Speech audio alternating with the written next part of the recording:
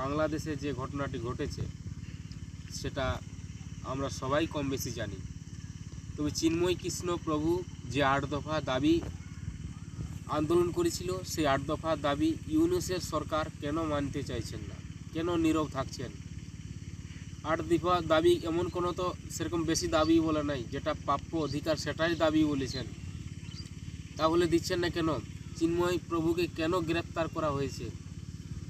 আর চিন্ময় প্রভুকে কেন ক্যামেরার সামনে আনা হচ্ছে না, কেন মিডিয়ার সামনে আনা হচ্ছে না? আসলে জানেন বন্ধুরা, সবকে বিশ্বাস করবে, কিন্তু এই আধকাটা জাতকে কেউ বিশ্বাস করবে না। এই আধকাটা জাতকে যদি কেউ বিশ্বাস করো, তাহলে একদিন কিন্তু কাঁদতে হবে। বাস্তব কখন যে কি করে দিতে পারে, তাই কোনো মিডিয়ার সামনে আনছে নাই। তাই প্রভুর না জানি কি হয়ে গেছে না হয়ে গেছে। যদি কোনো ভক্ত যদি প্রভুকে খাওয়াবার চেষ্টা করেন, উনি তো নিরামিষ ভোজী, যদি কোনো প্রভুকে নিরামিষ ভোজী খাবার চেষ্টা করেন, কিন্তু তবুও প্রভুকে পাওয়া যাচ্ছে না, তাহলে কি প্রভুকে সত্যিকারের কোথায় তারা কি প্রভুকে মারার চেষ্টা করছেন, মারার জন্য পরিকল্পনা করছেন? সেটাই এখন সংবাদ মহল কিন্তু সেটাই এখন দেখার বিষয়। তো ঘটনাটা হচ্ছে, আবার বাংলাদেশের বলছে ইসকনকে নিষিদ্ধ করতে হবে।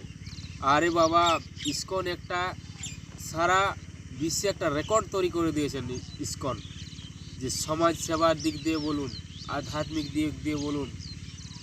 ইসকন কোনো একটা সাম্প্রদায়িক নয়, ইসকন সমস্ত জাতির উদ্দেশ্যে আজকে তিনি একটা মঙ্গল করছেন।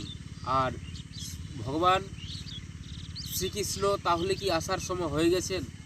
আমরা বিভিন্ন যুগে যুগে আমরা দেখে এসেছি যে বড় বড় অসুরদেরকে মারার জন্য ভগবান শ্রীকৃষ্ণ স্বয়ং এসে মারেছেন। তাই যখন এই সাধু সন্তরা যখন এরকমভাবে হত্যা হয়, তখন কিন্তু ভগবান কিন্তু এটা সহ্য করেন না। ভগবান কিন্তু অবতার নিয়ে চলে আসেন সেই অসুরদেরকে নাশ করার জন্য। তাই আমি বলবো, যেহেতু আজকের সন্ত সমাজেরা আজ বিভিন্নভাবে হত্যা হচ্ছেন, কিন্তু কোনো বিচার হচ্ছে না, তাই আমি বলবো ভগবান শ্রীকৃষ্ণের আসার সময় হয়ে গেছেন, এবং এই অসুরদেরও কিন্তু শেষ সময় হয়ে গেছেন। প্রত্যেকটা কর্মের কিন্তু প্রত্যেকটা ফল ভোগ করতে হবে। তাই বন্ধুরা, অধৈর্য হবেন নাই, অবশ্যই কিন্তু এর বিচার যদি না হয়, আমাদের ভগবান শ্রীকৃষ্ণ আছেন, উনি দেখছেন, ও সমস্ত কিছুর হিসাব কিন্তু ওকে দিতে হবে। কিন্তু মরার পরে নয়, মরার আগে হিসাব দিতে হবে।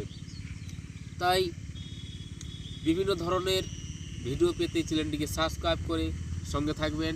আজকের এই পর্যন্তই, সঙ্গে থাকুন আপনাদের চ্যানেলে। নমস্কার।